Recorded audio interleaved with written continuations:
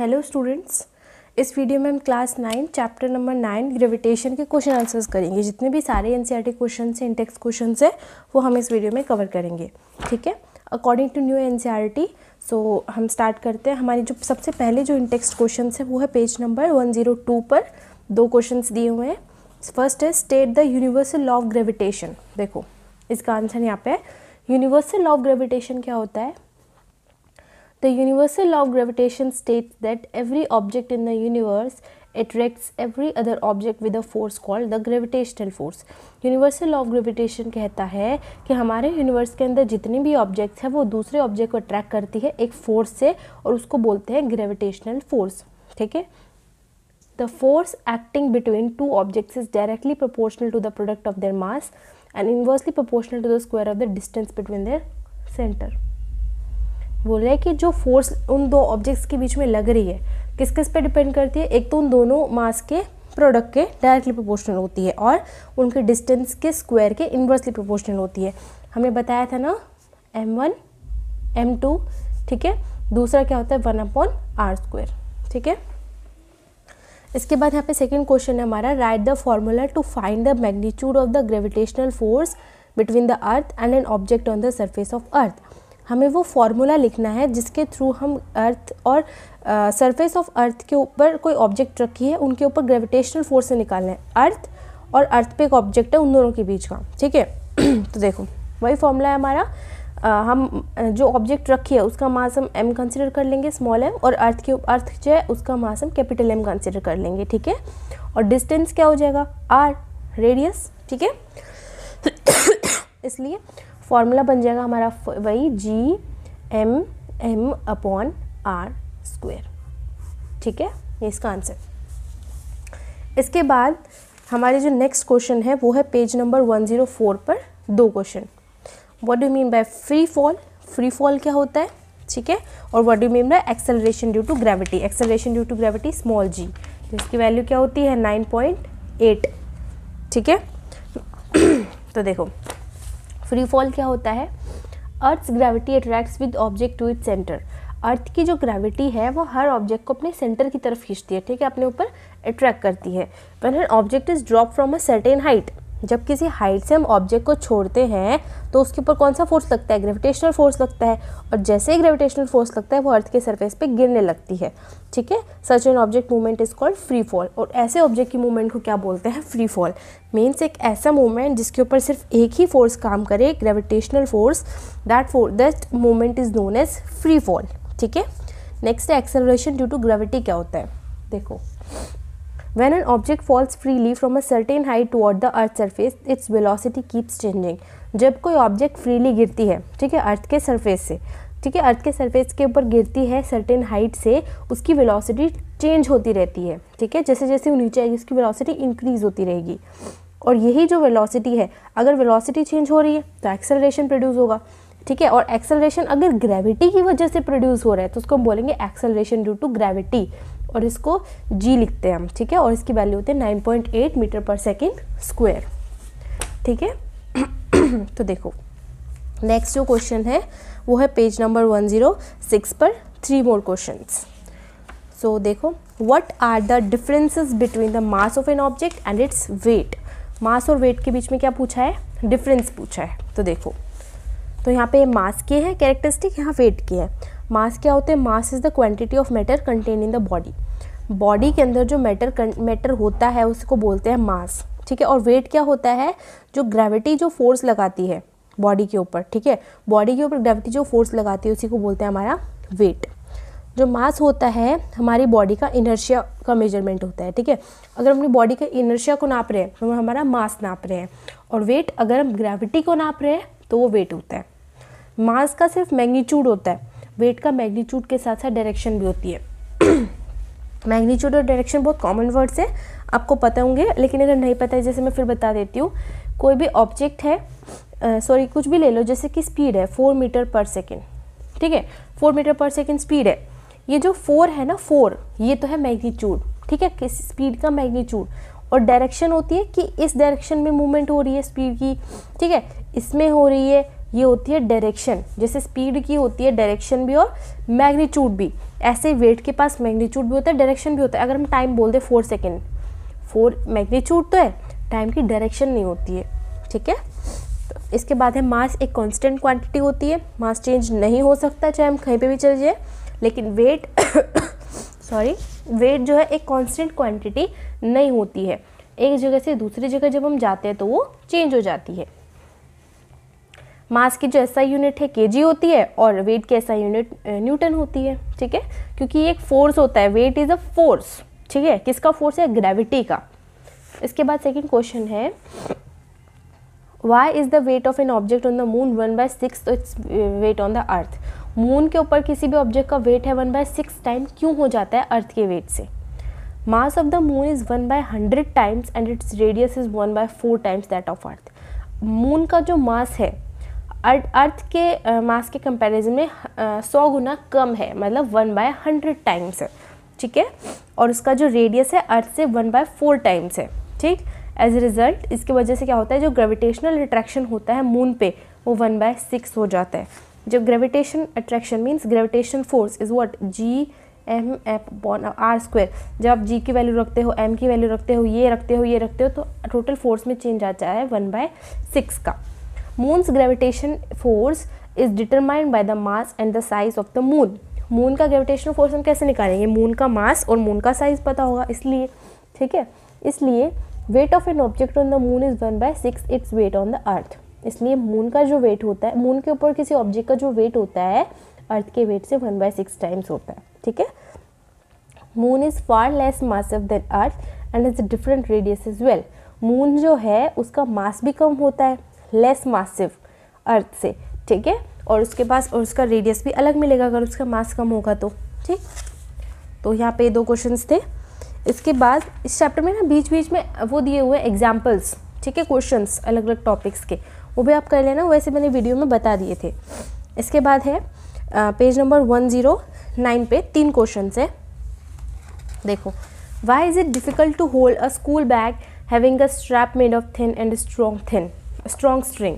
मतलब school bag होता है, जैसे कि कोई बैग का स्कूल बैग जो लगाने का होता है इतना बड़ा होता है, कुछ का मान लो इतना अगर पतली सी डोरी हो तो इसको लगाना मुश्किल होगा, ठीक है। ऐसा क्यों होता है? स्ट्रैप अगर थिन और स्ट्रॉन्ग स्ट्रिंग की होती है, मतलब मजबूत है और पतला सा है, तो उसको ले जाना मुश्किल क्यों होता है, डिफ़िकल्ट क्यों होता है? It is tough to carry a school bag having a skinny strap because of the pressure that is being applied on the shoulders. क्यों?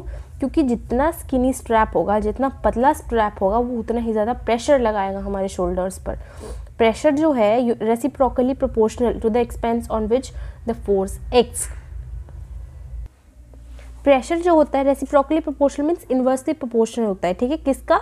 जिस फोर्स पे वो एक्ट करता है, ठीक है। So the smaller the surface area, जितना थोड़ा एरिया होगा उतना ही ज़्यादा प्रेशर लगेगा। In case of a skinny strap the contact expense is quite small. Contact जो स्ट्रैप का और हमारे बॉडी के बीच में आता है बहुत थोड़ा सा एरिया आता है, ठीक है, इसलिए प्रेशर बहुत ही ज़्यादा लार्ज लगेगा, ठीक है। इसके बाद आता है बायंसी। क्या होता है बायंसी? पता है, जब हम किसी ऑब्जेक्ट को पानी में इमर्स करते हैं, लिक्विड में इमर्स करते हैं, जो लिक्विड जो उस ऑब्जेक्ट पे फोर्स लगाता है वही क्या होता है? Buoyancy. Upward force possessed bye a liquid on an object. किसी भी ऑब्जेक्ट पे जो अपवर्ड फोर्स लिक्विड लगाता है दैट इज इमर्स्ड, जो इमर्स की गई है उसको क्या बोलते हैं? बायंसी। नेक्स्ट है why does an object float और sink when placed on the surface of water. किसी भी ऑब्जेक्ट को जो पानी के सरफेस पे रखा वो क्या तो डूब जाएगी या फिर तैरेगी, ऐसे क्यों होता है? देखो, 2 रीजंस होते हैं। अगर उसकी डेंसिटी पानी से बड़ी है, पानी से ज़्यादा है तो वो डूब जाएगी। अगर उसकी डेंसिटी पानी से कम है तो वो फ्लोट करेगी, ठीक है। यही 2 उसके मेन कॉन्सेप्ट थे, फ्लोट और सिंक क्यों करती है। इसके बाद 2 क्वेश्चन है पेज नंबर 110 पर, ठीक है। देखो, you find your mass to be 42 kg on a weighing machine. हमें अपने वेइंग मशीन में मास हमारा दिखा कितना? 42 kg, ठीक है। क्या हमारा जो रियल मास है वो 42 kg से ज़्यादा है या कम है या कितना है, ठीक है। देखो, जो एक्चुअल मास होगा हमारा 42 kg से ज़्यादा होगा। कैसे? देखो, a weighing machine measures the body weight and is calibrated to indicate the mass. जो वेइंग मशीन होती है हमारा वेट मेज़र करती है, ठीक है। Weight is what? mg, mass पूछा है, वेट में क्या है, ये जी भी मल्टीप्लाइड है, अगर हम जी को हटा देंगे तो हमारा मास क्या हो जाएगा, कम बचेगा ना। देखो, if we stand on a weighing machine the weight acts downwards while the upthrust due to air acts upwards. जब हम किसी वेइंग मशीन पे खड़े होते हैं तो जो हमारा वेट है डाउनवर्ड्स लगता है, नीचे की तरफ लगता है, लेकिन हवा की वजह से जो ऊपर फोर्स लगता है वो ऊपर की तरफ लगता है, इसलिए हमारा जो अपेरेंट वेट है become less than true weight. इसलिए जो हमारा रियल जो apparent weight means false weight, मतलब जो रियल नहीं है वो हमारे रियल वेट से कम लगता है, कम दिखता है हमें, ठीक है। Apparent wait is measured by the weighing machine. जो हमारा जो अपेरेंट वेट है, जो फॉल्स वेट है, वेइंग मशीन हमारा वो मेजर करती है। And therefore the mass indicated is less than the actual mass. इसलिए जो मास हमारा दिखाती है वो एक्चुअल मास से कम दिखाती है, ठीक है। तो हमारा जो एक्चुअल मास होगा कितना हो जाएगा, 42 kg से ज़्यादा होगा। इसके बाद एक और क्वेश्चन है, देखो, you have a bag of cotton and an iron bar. हमारे पास एक कॉटन का और एक आयरन बार का बैग है, each indicating a mass of 100 kg। दोनों का मास कितना है, 100 kg, जब हम उनको वेइंग मशीन पे वेट किया। In reality one is heavier than another. हमें पता है कि रियलिटी में क्या होता है, एक दूसरी चीज़ से भारी है, ठीक है, ये हमें पता है।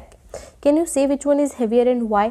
क्या हम बता सकते हैं कि कौन सा, किसका वेट ज़्यादा है, किसका वेट कम है, ठीक है, कौन सा वाला हैवी है। तो देखो, करेक्ट आंसर क्या है, कॉटन बैग जो है ना वो आयरन बार से हैवी होगा। Cotton bag is heavier than iron bar. The bag of cotton is heavier than the bar of iron. The cotton bag experience a large air thrust than the iron bar. जो cotton का bag है उसके ऊपर air का thrust ज़्यादा लगेगा, क्योंकि cotton क्या होती है, रुई जैसे मतलब पतली होती है, उसके ऊपर आसानी से हवा लग सकती है, ठीक है। इसलिए the weighing machine indicate less weight than the its actual weight for the cotton bag. इसलिए जो वेइंग मशीन है कॉटन बैग के एक्चुअल वेट से कम वेट दिखाएगी हमें, ठीक है। रीज़न क्या है, जो ट्रू वेट होता है ना, जो असली वेट होता है, जो वेट मशीन दिखाती है प्लस अपथ्रस्ट जो ऊपर जो लगता है, जो मशीन नहीं दिखाती है। कॉटन बैग की जो डेंसिटी होती है आयरन बार से कम होगी, इसलिए कॉटन बैग की volume density is what, mass by volume. Cotton bag की डेंसिटी कम है तो उसका वॉल्यूम ज़्यादा होगा, ठीक है, compare to the iron bar. इसलिए कॉटन बैग के ऊपर ज़्यादा अपथ्रस्ट लगेगा क्योंकि उसमें हवा ज़्यादा है। इसलिए in the presence of air cotton bag का ट्रू वेट जो है आयरन बार से ज़्यादा होगा, ठीक। ये थे हमारे इन टेक्स्ट क्वेश्चंस। अब हमारे पास है एनसीईआरटी क्वेश्चंस, टोटल 22 क्वेश्चन है। सो स्टार्ट करते हैं हम इनको। देखो, फर्स्ट क्वेश्चन है, how does the force of gravitation between two objects change when the distance between them is reduce to half. जब दो ऑब्जेक्ट्स के बीच का डिस्टेंस अगर हम हाफ कर दे तो उनका फोर्स ऑफ ग्रेविटेशन कैसे चेंज होगा। देखो, मैं इसका सोल्यूशन बताती हूँ, बहुत ईजी है। आंसर नंबर 1, फोर्स का हमें पता है फॉर्मूला क्या होता है, G(m1 m2/r²), ठीक। अब हमारे पास क्या है, दो बॉडीज़ है, एक कम मास एक कम मास, दोनों का बीच का डिस्टेंस इतना, ये नॉर्मल है।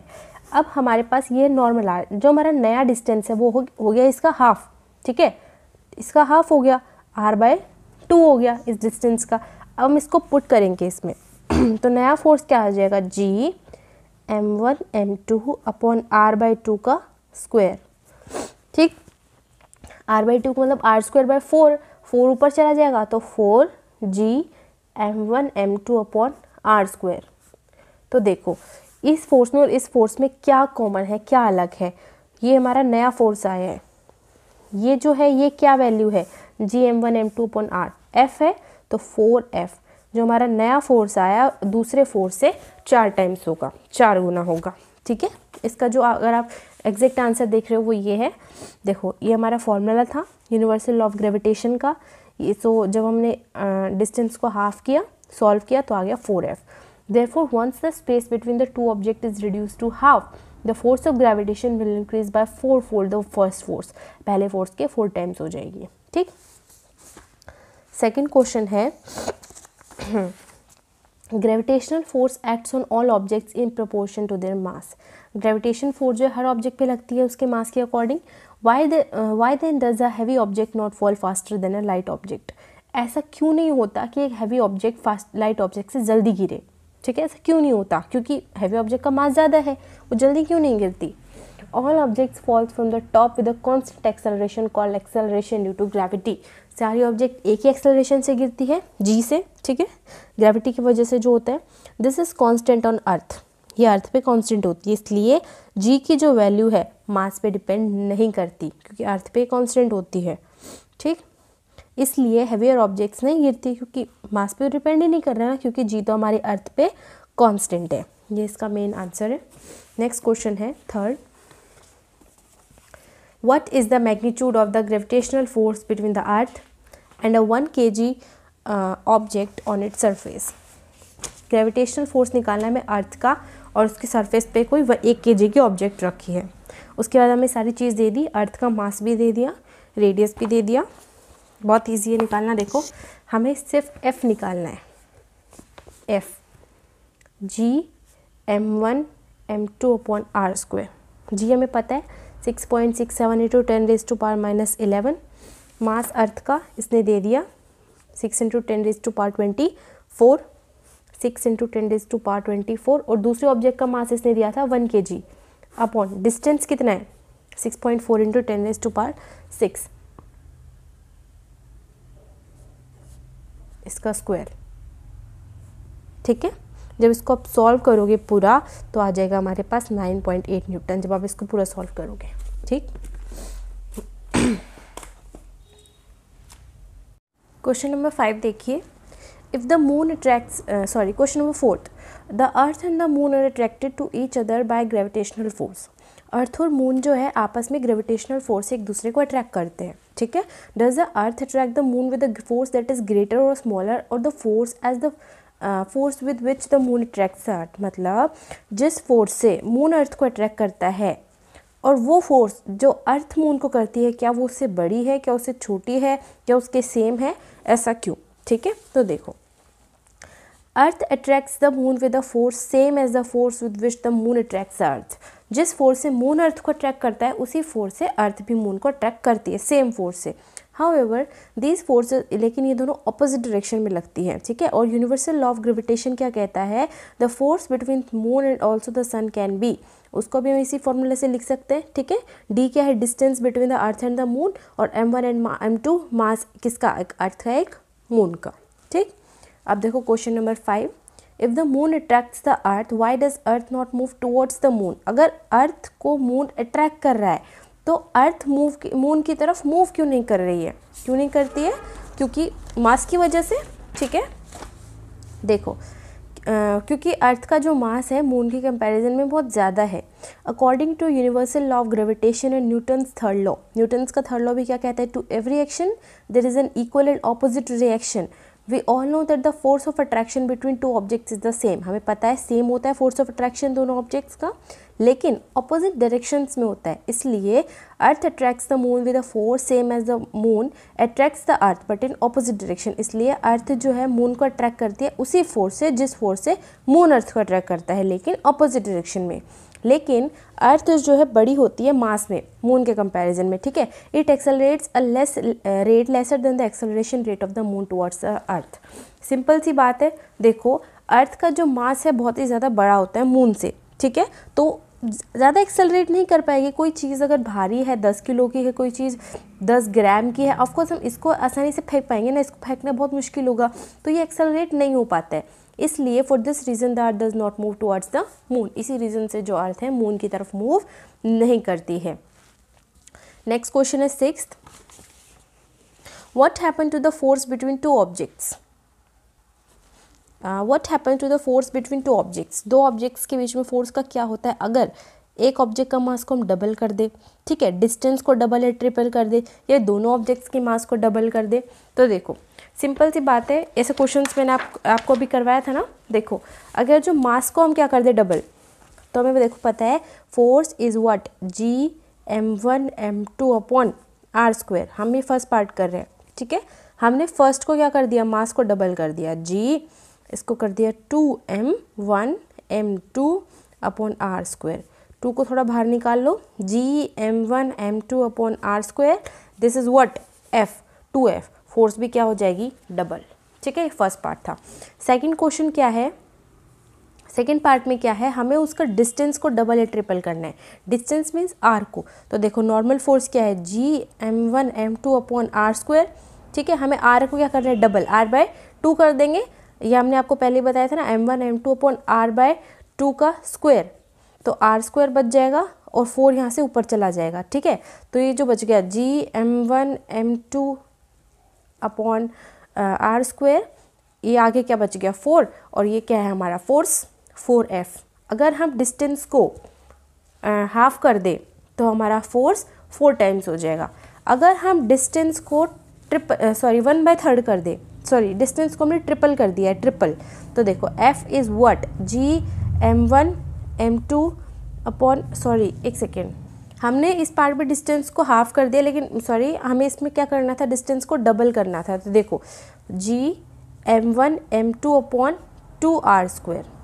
ठीक है, Gm1m2 upon 4r square, simple. ठीक है, और ये क्या होता है, फोर्स F/4, फोर्स हो जाएगा 4 टाइम्स, 1/4 टाइम्स। ठीक है, अब देखो हमें क्या करना है, ट्रिपल करना है, तो 3r का square, Gm1m2 upon 9r square, this is what, force, तो फोर्स अपॉन 9।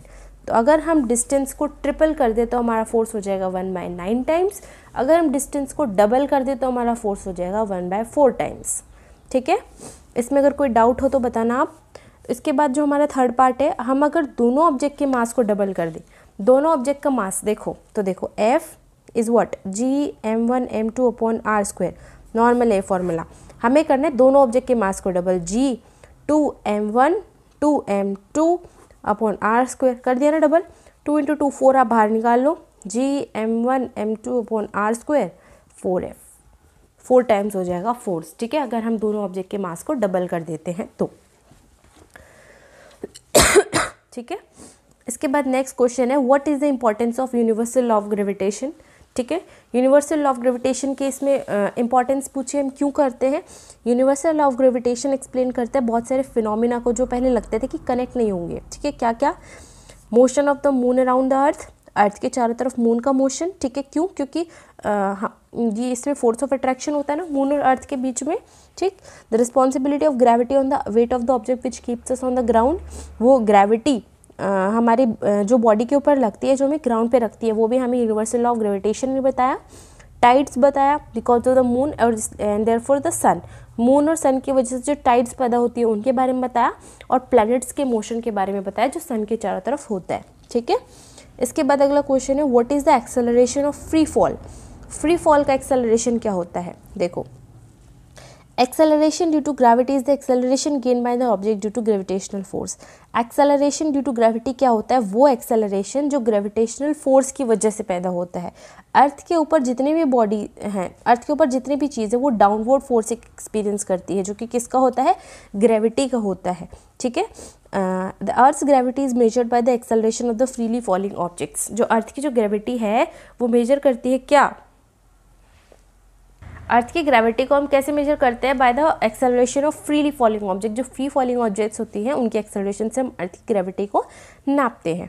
अर्थ की सरफेस पे जो एक्सेलरेशन ऑफ द ग्रेविटी कितनी है, 9.8 मीटर पर सेकेंड स्क्वायर। ठीक है, उसको हम डिनोट करते हैं जी से, स्मॉल जी से। इसलिए for every second an object is in free fall, its speed is increases by about 9.8 metre per second. इसलिए हम कहते हैं कि फ्री फॉल के अंदर हर सेकंड में उसकी स्पीड 9.8 मीटर पर सेकंड की स्पीड से बढ़ती है। ठीक है, एक्सेलरेशन यही तो होता है, change in the velocity. Next is what do we call the gravitational force between the earth and an object. Earth और ऑब्जेक्ट के बीच में जो ग्रेविटेशनल फोर्स है हम उसे क्या बोलेंगे, ग्रेविटेशनल फोर्स अर्थ और उस ऑब्जेक्ट के बीच में वो होता है उसका वेट। ठीक है, वेट क्या होता है, product of acceleration due to gravity means G and mass, W is what, mg। ठीक, इसके बाद नेक्स्ट क्वेश्चन है, Amit buys few grams of gold at the poles as per the instruction of one of his friends. Amit है कोई, ठीक है, उसके friends ने उसको सजेस्ट किया, इंस्ट्रक्ट किया कि वो कुछ ग्राम गोल्ड के खरीद रहा है पोल्स के ऊपर। ठीक है, he hands over the same when he meets him at the equator. वो वही अपना हाथ गोल्ड का इक्वेटर के ऊपर आता है तो उठाता है, मतलब दिखाता है उसको। Will the friend agree with the weight of gold bought. क्या वो मानेगा कि हाँ भाई तूने इतना ही गोल्ड खरीदा था? अगर वो पोल के ऊपर 10 ग्राम गोल्ड खरीद रहे तो कि इक्वेटर पे उसको लगेगा कि हाँ भाई 10 ग्राम गोल्ड लिए? नहीं। अगर नहीं तो ऐसा क्यों? हिंट दिया हुआ है इस पे, the value of G is greater at the poles at the equator. जो जी की वैल्यू होती है पोल्स पे वो इक्वेटर से ज़्यादा होती है। ठीक है, तो देखो मेन कॉन्सेप्ट सिंपल सा क्या है, डब्ल्यू इज एम जी। जी देखो, अगर ये पोल्स पे ज़्यादा है तो पोल्स पे वेट भी ज़्यादा होगा। अगर वो सेम चीज़ इक्वेटर पे लाके दिखाता है, इक्वेटर पे तो जी की वैल्यू कम होगी तो इक्वेटर पे उसका वेट भी उसको कम दिखाएगा। ठीक है, the weight of a body on earth surface, weight is M G, value of G is larger at poles and compare to the equator. ठीक है, ये तो क्वेश्चन में दिया है, इसलिए gold can weigh less at the equator as compare to the poles. Equator पे उसका वेट उसका कम दिखाएगा गोल्ड का, इसलिए अमित's friend won't believe the load of the gold bought. इसलिए अमित के फ्रेंड को उस गोल्ड से विश्वास नहीं होगा। ठीक है, why will a sheet of paper fall slower that one that is crumpled into a ball. Means कोई शीट ऑफ पेपर है, ठीक है, यही है, इसको अगर हम फेंकते हैं एज़ कम्पेयर टू जिसको हम ऐसे ऐसे गोल गोल करके बॉल बना के फेंकते हैं तो ज़्यादा अच्छी जल्दी जाएगी। ठीक है, शीट जो है धीरे क्यों गई, ये क्वेश्चन है। देखो, a sheet of paper has a large surface area when compare to crumpled paper ball. Sheet जो है इसने ज़्यादा सरफेस एरिया घेरा है। ठीक है, sheet of paper will face a lot of air resistance. ये जो शीट ऑफ पेपर है इसको एयर रेजिस्टेंस ज़्यादा झेलना पड़ेगा, मतलब हवा के कांटेक्ट में ज़्यादा आएगी। ठीक है, इसलिए धीरे जाती है, जो चीज़ जितनी ज़्यादा हवा के कांटेक्ट में आएगी, जितना सरफेस एरिया होगा वो उतनी धीरे मूव करेगा। ठीक है, नेक्स्ट क्वेश्चन है, gravitational force on the surface of moon is only 1/6 as strong as gravitational force on the earth. Moon के ऊपर 1/6 है gravitational force on the earth के। What is the weight in newtons of a 10 kg object on the moon and the earth? मतलब कोई 10 kg object है, ठीक है, Newton के अकॉर्डिंग, उसका वेट हमें बताना है मून पे कितना होगा, अर्थ पे कितना होगा। ये इसने मास दिया है। ठीक है, तो देखो जी तो हमें पता है क्या होता है, 9.8 मीटर पर सेकेंड स्क्वायर। मास इसने दे दिया 10 kg। ठीक है, देखो अब हमें क्या निकालना है, वेट निकालना है मून के ऊपर, वेट निकालना है अर्थ के ऊपर। दो चीज़ हमें इसमें निकालनी है। W is what, M G. ये जो जी है किसके ऊपर है, ये जी है अर्थ के ऊपर 9.8। तो अर्थ के ऊपर तुम सिंपली निकाल सकते हैं। ठीक है,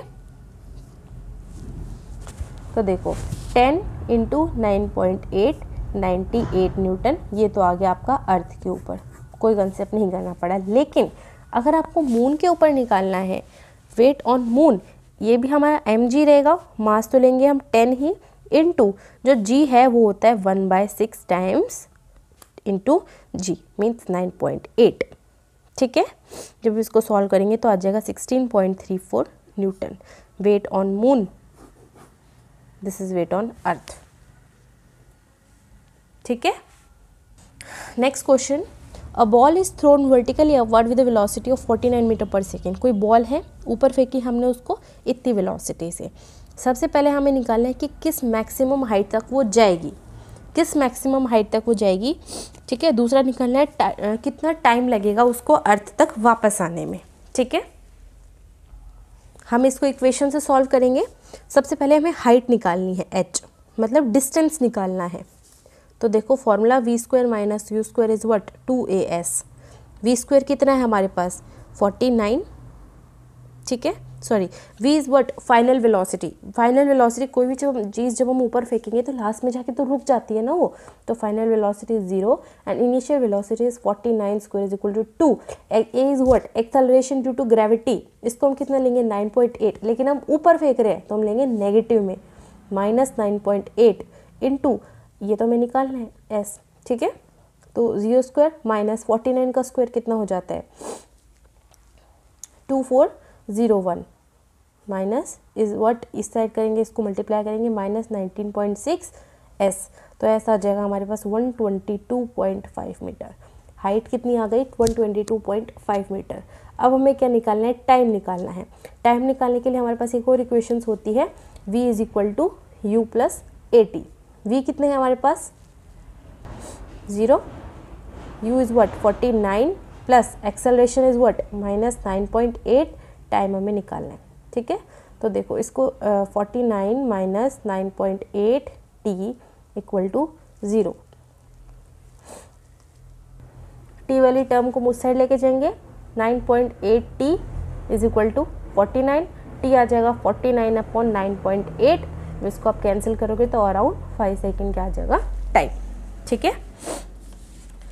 इसके बाद नेक्स्ट क्वेश्चन है, इसने टोटल टाइम पूछा है ना, टोटल टाइम 5 सेकेंड तो लगा उसको ऊपर जाने के लिए और 5 सेकेंड उसको लगेगा नीचे आने के लिए, total time will be 10 seconds, ठीक है। क्वेश्चन नंबर 14 देखो, a stone is release from the top of a tower of height 19.6 metre. कोई स्टोन है, इस टावर की हमने हाइट से उसको फेंका, ठीक है, जिसकी हाइट कितनी थी 19.6। हमें निकालनी है final velocity just before touching the ground, हमें v निकालनी है, ठीक है। देखो इस क्वेश्चन में हमें h दे दिया, h मतलब डिस्टेंस, s दिया है इसने 19.6 मीटर, बस और कुछ नहीं दिया इसने। इनिशियल वेलोसिटी देखो ऊपर फेंक रहे हैं, सॉरी ऊपर से फेंक रहे हैं, ऊपर से फेंकते हैं तो u हमेशा 0 लेंगे, अगर नीचे से ऊपर फेंकते हैं तो v हमेशा 0 लेंगे, ये चीज़ याद रखना। तो u इधर कितना है 0, ऊपर से हम नीचे डाल रहे हैं, v हमें निकालना है।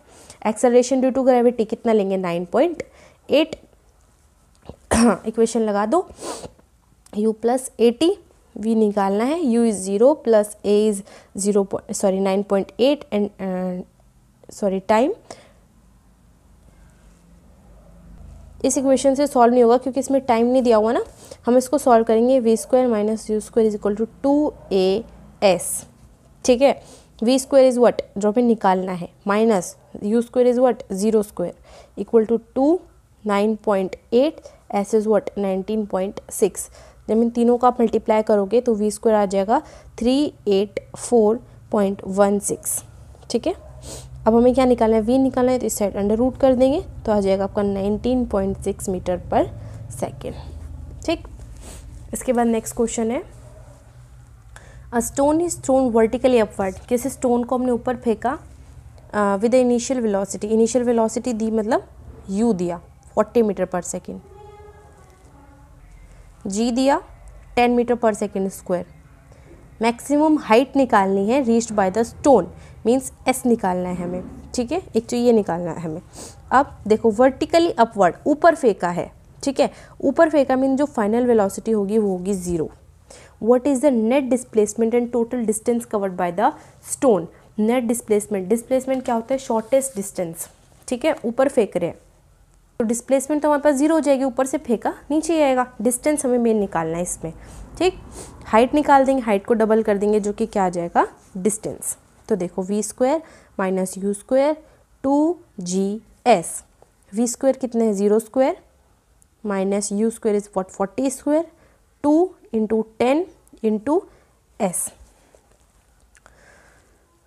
तो देखो 40 मतलब 40 इंटू 40 ना, अपॉन ये इस साइड ले आओ 20 इज s, तो s कितना आ जाएगा 80 मीटर, मतलब 80 मीटर की हाइट तक वो ऊपर गया, 80 मीटर तक वो ऊपर पहुंचा और हमें टोटल डिस्टेंस निकालना है कितना लगेगा। तो 80 ऊपर गया 80 नीचे आएगा, तो टोटल डिस्टेंस 160 और डिस्प्लेसमेंट क्या हो जाएगा 0, ठीक है, क्योंकि जहाँ से स्टार्ट हुआ, जहाँ से हमने फेंका वहीं आके गिरेगा। 16 क्वेश्चन है, calculate the force of gravitation between earth and the sun. हमें फोर्स ऑफ ग्रेविटेशन निकालना है अर्थ और सन के बीच का। गिवन क्या है, मास ऑफ अर्थ है, अर्थ का मास दिया है कितना, mass of earth 6 × 10⁻24 kg, mass of sun 2 × 10⁻30 kg। Distance between, distance भी दे दिया इसने r 1.5 × 10⁻11 मीटर, ठीक है। अब हमारे पास क्या, हमें निकालना है force g m1 m2/r²। g कितना है 6.67 × 10⁻11 इंटू m1 कितना है, कोई भी ले लो पहले 24 इंटू m2 कितना है 2 × 10⁻30 अपॉन डिस्टेंस 1.5 × 10⁻11 का स्क्वायर। जो इसको सॉल्व करेंगे, इसको जो आप पावर्स पहले सॉल्व कर लेनी है, ठीक है। इसके बाद जो आंसर आएगा वो आएगा 3.56 × 10⁻22 न्यूटन। जब कैलकुलेशन आप सॉल्व करोगे तो ये आ जाएगी force between the earth and the sun. Next question देखो, A stone is allowed to fall from a top of tower 100 metre high. किसी स्टोन को हमने ऊपर से फेंका है, ऊपर से फेंका है, ऐसे क्वेश्चंस आए तो पहले उसमें लिख लेने का कि ऊपर से फेंका है, initial velocity 0। Tower of height 100 metre दी हुई है, ठीक है, S 100 metre. And at the same time another stone is projected vertically upwards from the ground with a velocity of 25 metre per second. उसी टाइम क्या हुआ, हमने नीचे से एक पत्थर फेंका ऊपर की तरफ जिसकी वेलोसिटी क्या थी, 25 मीटर पर सेकेंड। देखो ये वाला जो सेकेंड वाला केस है इसमें हम v को 0 लेंगे, v 0 और u कितना है 25 मीटर पर सेकेंड, ठीक है। Calculate when and where the two stones will meet. हमें पता करना है कितने डिस्टेंस के बाद दोनों जो स्टोन्स है, एक तो ऊपर से नीचे फेंक रहे हैं, एक फेंक रहे हैं नीचे से ऊपर, दोनों पत्थर कहाँ मिलेंगे। तो देखो इसमें हम बेटा दो केस लेने हैं। पहला केस क्या होगा, एक पहले जो स्टोन को हम टॉप से नीचे फेंकेंगे, तो देखो u0 है, हम मान लेंगे x डिस्टेंस के बाद वो मीट हुए, ट्रैवल के बाद वो मिले, ठीक है। टाइम t मान लेते हैं, ठीक है। इक्वेशन लगा दो, s is equal to u t plus half AT square, ठीक है। ये जो 100 मीटर है ये हम यहाँ पे s नहीं लेंगे क्योंकि s तो x हमने लिया है डिस्टेंस, ठीक है। ये तो टोटल टावर की हाइट है जिससे हमने उसको फेंका है, ठीक है। तो देखो डिस्टेंस क्या है x, u इज़ 0, ये पूरी टर्म 0 हो जाएगी, फिर half a is what GT square, ठीक है। g तो कितना होता है 10, तो 1/2 इंटू 10, ये कट के आ जाएगा 5t स्क्वायर, तो x आ जाएगा हमारे पास 5t स्क्वायर, ठीक है। ये equation number first. Second case से हम निकालेंगे, देखो सेकंड केस में हमारे पास u है 25, v है 0 और डिस्टेंस हम कितना मान लेंगे, टोटल डिस्टेंस कितना था 100, इसमें हमने x माना तो इसमें डिस्टेंस हम मान लेंगे 100 माइनस x, ठीक है। टाइम वही t ले लेंगे, s is equal to u t plus half GT square, ठीक है। और इस इक्वेशन में हम क्या करेंगे, ये जो a है मतलब acceleration due to gravity, gravity के अगेंस्ट फेंक रहा है, हम इसमें ऊपर फेंक रहे हैं, तो ये जो g है इसको हम लेंगे नेगेटिव, तो ये जाएगा 100 minus x is equal to 25t, u कितना है 25, प्लस की जगह क्या लगा देंगे माइनस, क्योंकि ये माइनस का है, half into 10 into t square. तो देखो 100 minus x is equal to 25t minus 5t square. अब देखो x को हमने एक साइड रखना है, बाकी सब टर्म्स को हम एक साइड ले जाएंगे। x is equal to 100, minus minus already cancel हो जाएगा, ठीक है, minus 25t plus 5t square. तो देखो ये बन गई इक्वेशन हमारे पास सेकंड। ये फर्स्ट इक्वेशन थी 5t स्क्वायर, ये हो गई equation number 2। Equation number put कर देंगे हम फर्स्ट को सेकंड में, x की वैल्यू क्या आई थी 5t स्क्वायर, इसमें हम x की वैल्यू यहाँ पे पुट कर देंगे 5t स्क्वायर। देखो कैसे, 5t square is equal to 100 minus 25t plus 5t square, इससे कैंसिल हो जाएगा, तो ये 100 इस साइड आ जाएगा, minus 100 is equal to minus 25t, time आ जाएगा हमारे पास 4 सेकेंड। मतलब 4 सेकेंड के बाद जो दोनों स्टोन्स हैं वो मिलेंगे, ठीक है। हम इससे डिस्टेंस भी निकाल सकते हैं, x मतलब कितने डिस्टेंस पे वो मिलेंगे, 5t स्क्वायर, 5 इंटू 4 का स्क्वायर, 4 4 16, 5 80, ठीक है, मतलब 80 मीटर डिस्टेंस पे वो मिलेंगे। 80 मीटर डिस्टेंस तो है ऊपर से, ठीक है, 80 मीटर डिस्टेंस है ऊपर से, क्योंकि फर्स्ट वाले केस में लिया है ना हमने, तो अगर हम दूसरे इक्वेशन में पुट करें टोटल डिस्टेंस कितना था 100, तो जो दूसरा डिस्टेंस आएगा वो है 20 मीटर, मीन्स ज़मीन से 20 मीटर ऊपर ये मिलेंगे, ठीक है। देखो next question, a ball thrown up vertically returns to the thrower after 6 second. कोई बॉल है जिसको हमने फेंका है, वर्टिकली ऊपर की तरफ फेंका है, ठीक है, वो 6 सेकेंड बाद वापस आ जाती है। हमें क्या निकालना है, velocity with which it was throne up, हमें वो वेलोसिटी निकालनी है जिससे वो फेंकी गई थी, ठीक है, मैक्सिमम हाइट कितनी पहुंची वो, और 4 सेकेंड बाद उसकी पोजीशन क्या थी, 4 सेकेंड बाद वो कहाँ तक पहुंची थी। देखो 3 चीज़ हमें इसमें निकालनी है, जी तो है होता है हमारे पास 10 होता ही है, टाइम कितना 6 सेकंड बाद वो वापस आ गई। टोटल टाइम है 6 सेकंड, मतलब उसको जाने में 3 सेकंड लगा, वापस आने में 3 सेकंड लगा। ठीक है, तो अलग अलग अगर हम टाइम निकालेंगे तो 3 लेंगे। ठीक, तो फाइनल वेलोसिटी अगर देखो हम ऊपर नीचे से फेंक रहे हैं, ऊपर नीचे से, तो v क्या हो जाएगी 0। ठीक है, हमें निकालनी है u, initial velocity. v is what, u plus at। ये नीचे से ऊपर फेंक रहे हैं, एक्सेलरेशन नेगेटिव लेंगे। v कितना है हमारे पास 0, u plus -10 into time is what 3 second. ठीक है, तो देखो 0 equal to u minus 10 into 3 30। तो जब उसको उस साइड ले जाएंगे तो u आ जाएगा 30 मीटर पर सेकेंड। इतनी स्पीड से हमने उसको ऊपर फेंका था। दूसरे पार्ट में हमें क्या निकालना था, मैक्सिमम हाइट निकालनी थी। तो s निकालनी है हमें ut plus half at square. u कितना है, अभी हमने निकाला ना 30 इंटू टाइम 3 प्लस की जगह माइनस ले लेंगे क्योंकि a नेगेटिव का होगा। हाफ g कितना होगा 10, टाइम कितना होगा 3 का स्क्वायर।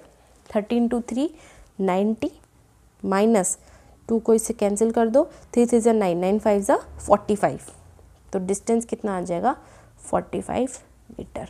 ठीक है, अब हमें निकालना है 3 सेकेंड बाद उसकी पोजीशन क्या थी। 3 सेकेंड बाद देखो 3 सेकेंड में हमें पता है टोटल टाइम को 6 सेकेंड लगा है, तो इधर से आया, ऊपर चला, नीचे गिर गया, मतलब 3 सेकेंड बाद उसकी जो पोजीशन थी वो मैक्सिमम हाइट पे थी। तो हम मान लेते हैं, मान लो 1 सेकेंड के बाद 1 सेकेंड में उसने कितना डिस्टेंस कवर किया, एस डैश मान लेते हैं। ठीक है, 1 सेकेंड में निकाल लेते हैं। ठीक है, S is U T minus half G T square U T. हमें उसकी पोजीशन 4 सेकेंड पे निकालनी है, 4 सेकेंड पे। तो देखो 3 सेकेंड पे तो अपनी मैक्सिमम हाइट पे होगा। ठीक है, 3 सेकेंड पे अपनी मैक्सिमम हाइट मतलब 45 मीटर पे होगा 3 सेकेंड बाद। हमें 4 में निकालनी है, तो 3 की तो पता है हमें, 1 सेकेंड की हम मान लेते हैं अगली एस डैश। ठीक है, तो जब हम इस पर पुट करेंगे यू टी, ये हो जाएगी पूरी term 0 minus half minus 10, time हमें 1 लेना है 1 सेकेंड, तो देखो माइनस माइनस क्या हो जाएगा प्लस, तो आ जाएगी 5 मीटर।